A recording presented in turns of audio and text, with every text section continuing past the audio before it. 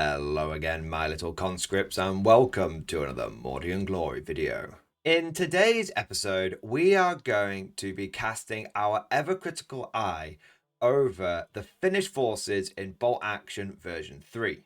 You see, there's been a little bit of chit, and dare I say chat, around the proverbial internet water cooler about how the Finns might just be a little bit broken. And so what I want to do in today's episode is explore this. Let's deep dive their rules, and I'm going to share with you my personal experience when facing off against the Finnish. And so without further ado, let's don our skis, get some Soviets in a motti, and dive right into this thing.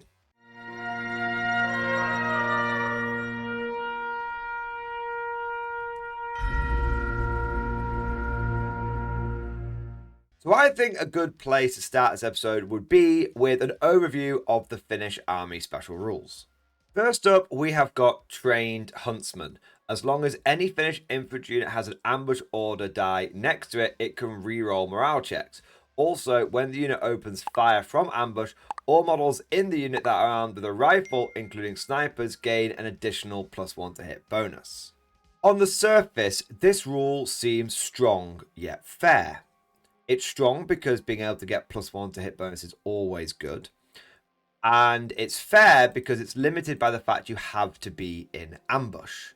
And for a lot of armies, if you are in ambush, it means you're not moving forward, and therefore you wouldn't be pushing on to objectives if you're playing a mission like key positions, or it's going to make it harder for you to be able to push on to something like demolition. At the end of the day, this is true in Bolt Action, and it's also true in a lot of other tabletop games, but movement wins games. And so ambush being something that should make you static and a bit more defensive is something that is good and might stop you from losing a game, but it doesn't necessarily mean you're going to win a game because of it. Here's the thing. The more you scratch below the surface, the more you realize that Trained Huntsman is actually very overpowered.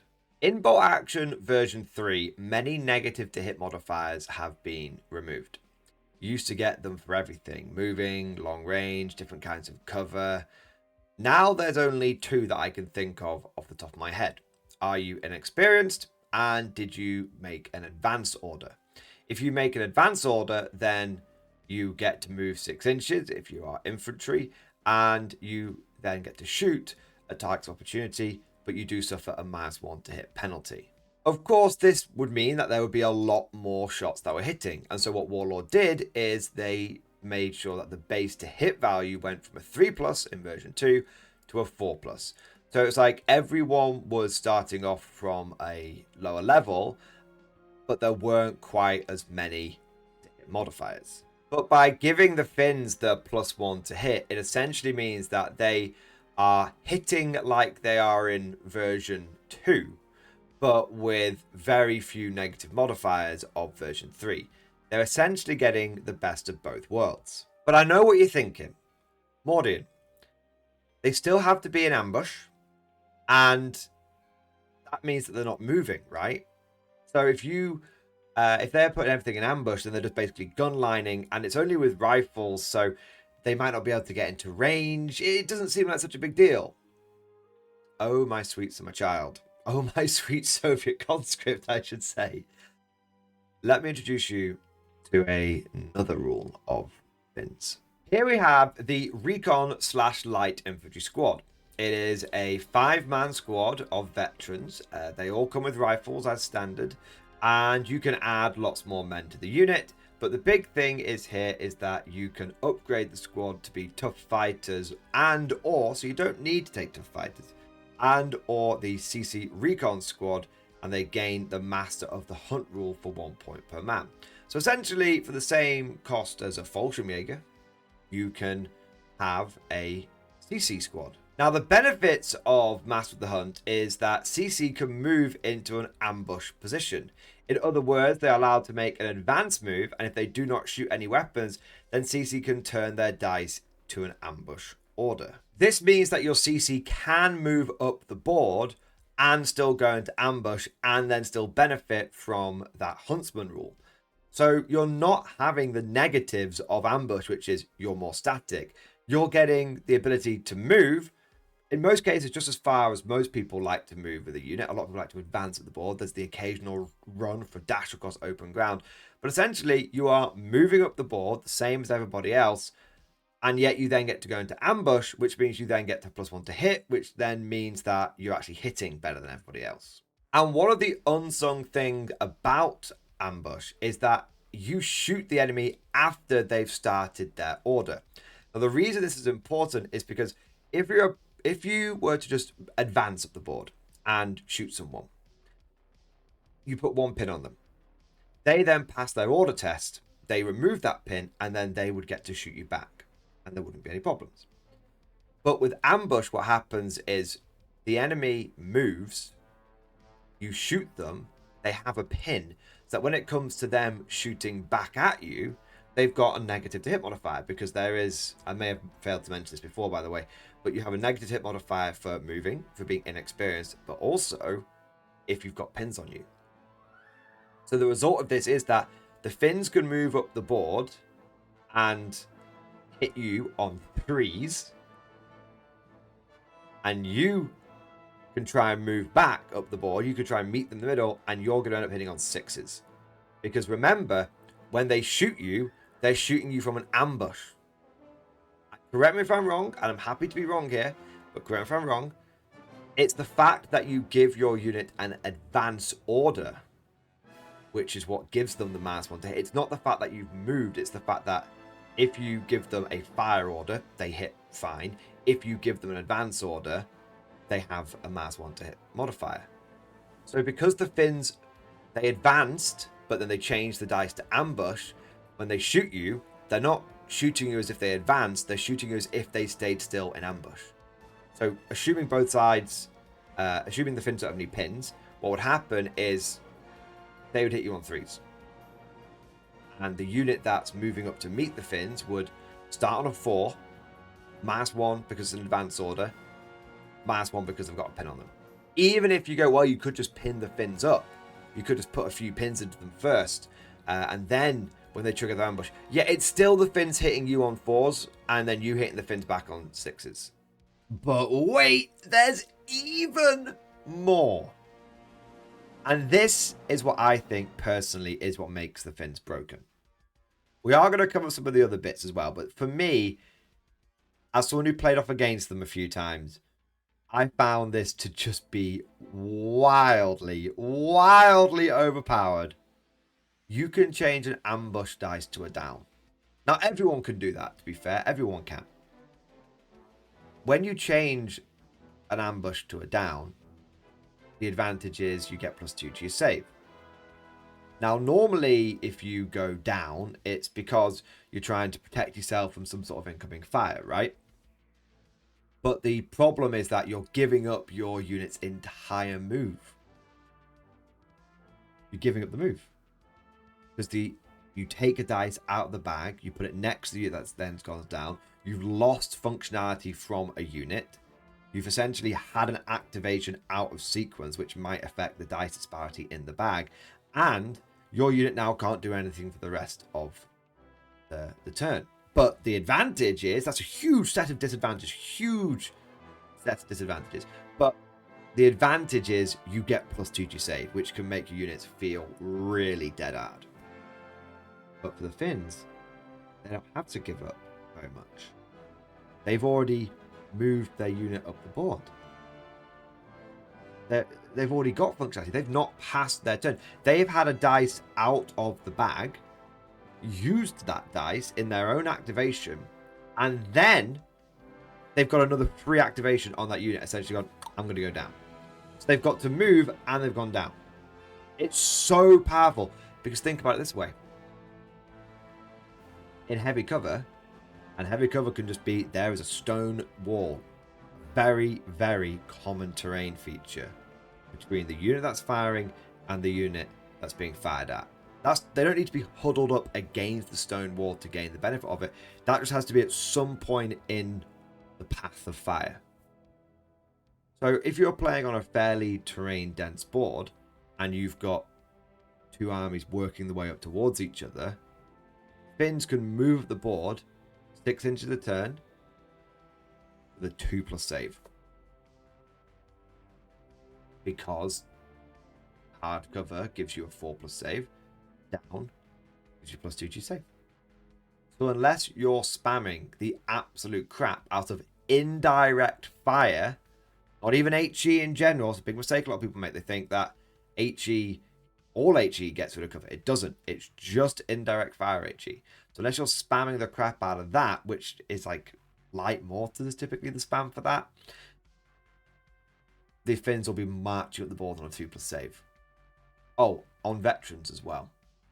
So it's going to be 5 to wound, followed by them having a 2+ save. I mean, that is the equivalent of facing off against Warhammer 40k Terminators. But unlike in 40k, where you've got ways of being able to like reduce their save via the AP system of that game, you can't do that against the Finns. Either you fire indirect at them and they get no save, to be fair, but that's not the most common weapon that's going to be shooting at them. All the small arms is, all the direct fire weapons, 2+ save. It's so bonkers. They get to move up the board with one of the best saves in the game. Oh, and it's important to note that even indirect fire isn't really a great choice against these guys because, well, they're going to be moving a lot because they can move and have all of these advantages that we've talked about. So it's not like they're going to be staying in place or static where you can slowly zero in. Pretty much what you're looking for when dealing with these CC squads is a lucky 6. You're like, I really hope I can get a lucky 6 so that I can dial in before they then get to move. And even then, it's like a set of circles you've got set up. You've got to wait for them to have already moved, hope that you get the 6, and then hope that when it comes to the next turn, you get to pull the first dice, because if you don't, they'll just move again. And then you've got to dial in again, and you're looking for a 6 again. It's really difficult. But I know what's where you were thinking. Mordian, why not just pin them out? Why not just, if you can't kill them, break them? And that's a valid point. So it is worth noting, we then have the next Finnish special rule. Sisu. The moment that they get below 50%, everyone uprates. So inexperienced go to regular, regular go to veteran. Now, to be fair, we're looking a lot of this through the lens of the Recon Light Infantry Squad, who are already veterans. So they wouldn't benefit from this rule. Wrong. They go to Morale 11. So you have to get 11 pins on that Finnish unit before it gets a chance to rally. Or it just stays down. Because it could just choose to stay down. And then at the beginning of the next turn, sure, it's not moving that turn, sure, fair enough, but it loses all of its pins. Or perhaps you just put a handful of pins on them, and then they've got an officer nearby, so they're going to be morale 10 or 11 if you manage to do some casualties to them, with an officer, so that's +2. So again, until you put at least 3 pins on them, they're basically not. Until you put 4 pins on them, they're basically not taking a morale problem, an order test problem, from their base value, because they would have +2 from the officer, +1 because they're below 50%, so that's +3. So if you put 3 pins on them, they're basically back to where they were at the start of the game with a 10 for morale. You've got to put 4 pins on them, which isn't even halfway to getting them to pin out before they start going down to only leadership 9. Oh yeah, and when they're in ambush, they get to reroll morale checks. So if you do wipe 50% of them out, there's a good chance that they'll just, even if they're not down, to be fair, they can reroll the morale check and then go up to morale 11. Do you see how all of this just stacks together? It's like, okay, but I'll try X. Yeah, but then they'll just do this. Okay, I'll try Y. Yeah, then they'll do that thing instead. Well, I'll try Z. Okay, yeah, but then they'll just do number 3. Like, no matter where you turn, the Finns have got answers for how you're trying to deal with their incredibly dead hard infantry. No wonder the Soviets failed in the Winter War. No wonder they struggled so much. Jesus Christ, if these rules represent what the Finns are like in real life, my God.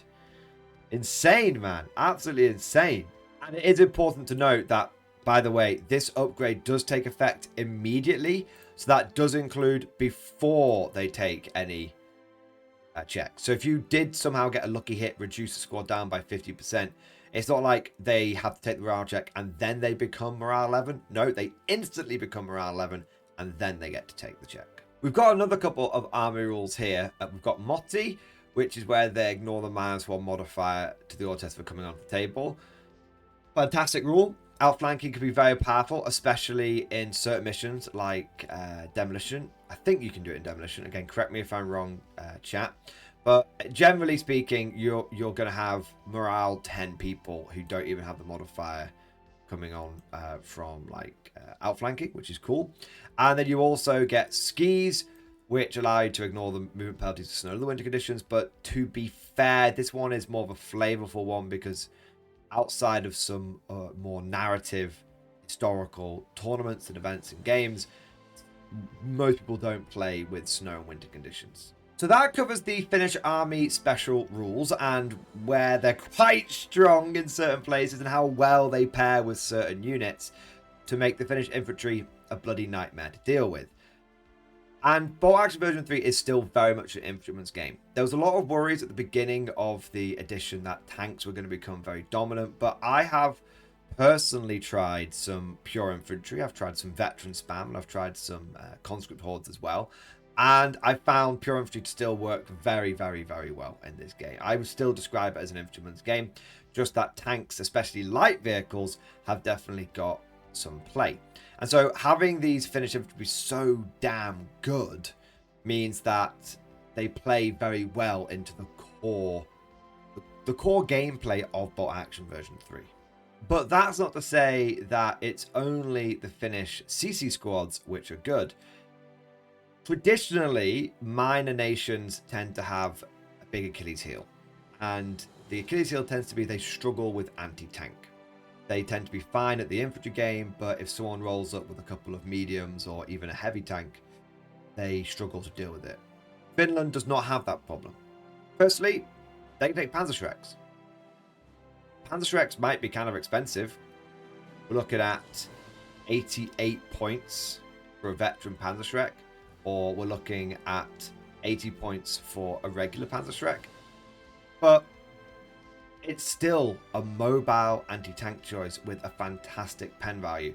And I've been running my Germans a lot recently. And I have been slowly but steadily converting to the cult of the Panzerschreck. Firstly, you get to say, check yourself before you Shrek yourself every time you fire it, which is highly annoying for your opponent. But secondly, it's just mobile big pen. And it's a big threat, and it's a psychological weapon, and it's a weapon that, sure, if you move and shoot with it, only hits on 5s, but don't forget, we're Finnish. But to be fair, it does have the limiting factor that it can't advance and then go into ambush. Because remember, it's not trained huntsman that lets you do that. It is the rule Master of the Hunt, which is found on the specific unit entries.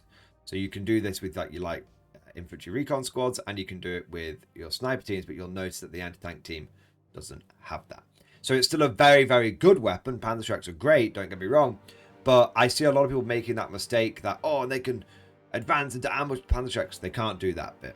But it's not just the fact they've got things like Panzerschrecks. They also have access to loads of different weapons, and really they don't have any gaps in their unit roster. They can take flamethrower teams. They can have all the different kinds of mortar. You go over to their artillery and they can take light howitzers, medium howitzers, and heavy howitzers. Again, if you look at some of the other minor factions, they don't have all of these options. They can take all the different kinds of anti-tank guns, and they even get access to some pretty cool ones like captured Soviet M42 light anti-tank guns, which actually are kind of like, they're almost like halfway between a light and a medium anti-tank gun. They've got all of the different autocannons. Autocannons are very hot right now. The fact that you can get cheap autocannons on a rotating platform for 40 points, and you can make those heavy if you want to, is fantastic. just being able to just spam autocannons is really good. You've got all the different kinds of tanks and tankettes, because not only do they have their own, where for 70 points you can take a double MMG vehicle. Double MMG tanks for 70 points are good. They are good. Trust me. I run, I think it's the Type 82 for the Japanese. I know people say, oh, Japanese are rubbish. They're not as bad as everyone makes them out to be. Being able to get cheap machine gun carriers is still very valuable. Very, very valuable in bolt action. And then you've got all the captured Soviet stuff. Now, admittedly, some of this captured Soviet stuff is questionable, but unreliable isn't... Basically, it means if you take a pin, you take an additional pin. It's almost like shirkers for tanks. Not quite as bad, though, because remember, you have to be hit by something with a pen value. Take a pin. And if you're veteran, you only take that pin if that pen value could actually hurt you. So there are ways of managing it quite effectively where unreliable really doesn't hold you back. And so, you know, I feel like Warlord added this in and put unreliable thinking that most people probably wouldn't take a lot of the captured Soviet stuff. But actually, with unreliable being fairly manageable, it just means that the Finns just fill so many holes in their roster with all of these captured Soviet tanks. And even if you don't want to go down the captured Soviet route, the Finns have got access to two absolutely fantastic vehicles of their own making, which aren't unreliable. Firstly, we've got the Finnish Stug, the Sturmy. This is just like a regular Stug. It's 185 points for regular. It comes with a heavy anti-tank gun, and it gets a medium machine gun as well. And it's T9? That's a good bit of armor. That's a very good bit of armor. And hey, Finnish Stugs are pretty famous. They're very cool. They did a lot of amazing work for the Finns, you know, during the continuation war. Don't get me wrong, I'm nothing against the Stug. I didn't pick the Stug Life. The Stug Life picked me. But it fills a hell of a gap for what in theory should be a minor nation. You're getting a not unreliable, a reliable, you might say, Armor 9 vehicle, which can bring heavy anti-tank. You don't even need Panzerschrecks. I mean, I like Panzerschrecks, but you don't even need them. A couple of Stugs. We're having a great time. But something that's really, really caught my attention, and I've seen used to devastating effect, is the BT-42. It's a mobile medium howitzer. And it's not even got the goddamn common courtesy to be on an Armor 7 platform. It's on an Armor 8 platform. And it's not even got the goddamn common courtesy to be on an open-topped platform. I mean, if you would see this in the Soviet or the German line, it'd be on some mad, like, Marder chassis, which would be open-topped, which could be pinned up by machine guns. But nope. Nope. Fully enclosed, medium howitzer. Take it for veteran if you wanted to.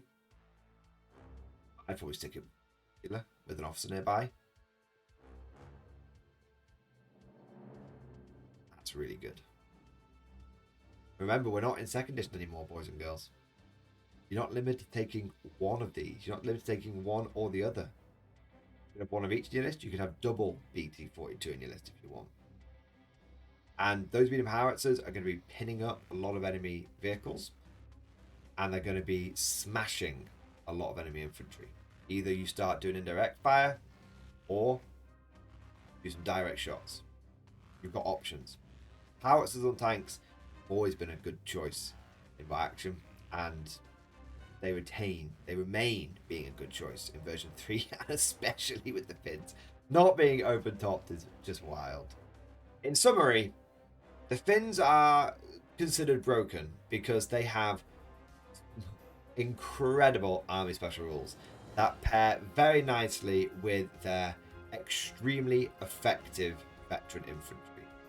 And on top of this, unlike a lot of other minor nations, they don't really have any gaps in their roster. If you're looking for an army that very much plays the meta of bot action, of veteran infantry and cheap effective vehicles, look no further. Finland. But of course, all of this is just like my opinion, man. Let me know what you guys think down in the comments section below. Do you think that the fins are broken, or do you think that they're perfectly reasonable? And are you a finished player? What is your experience with using them? I want to make something perfectly clear. We're not ragging on the fins. There's nothing wrong with something being a bit powerful, but it's important to understand where that power is coming from. And your insight as a finished player would be incredibly valuable. If you enjoyed today's video, don't forget to smash that like button and also subscribe to never miss an episode.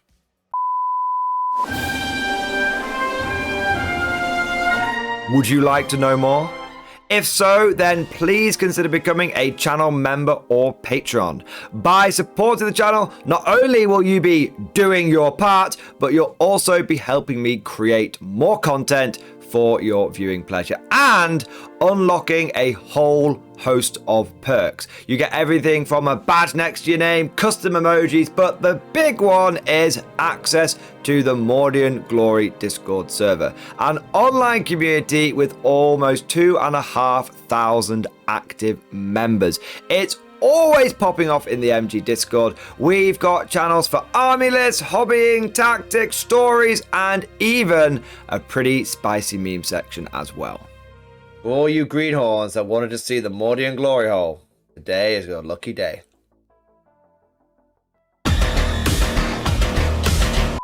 And joking aside, I do want to say a massive thank you to all of the current channel members and patrons. You guys are amazing. Truly the lifeblood of the channel. I could not do Mordian Glory full time without the incredible and generous support of my members. So thank you guys so much. And last but certainly not least, I want to say a personal thank you to all of my top tier Patreons. These are the War Masters, the people who have truly gone above and beyond the call of duty. So a heartfelt thank you to Alex Dengal, Bon Vert, Lord Pryor, Mark Panconi, RJ Scorpion, Swordfish Trombone, Try Again Bragg, John Stubbs, Nick Walsh, Diesel Fox, and August Barney. Seriously, guys, thank you from the bottom of my heart. Your support is incredible and it makes a huge difference. Thank you so much. That's all for now. Hope you've all enjoyed today's video. And of course, as always, I'll see you guys next time.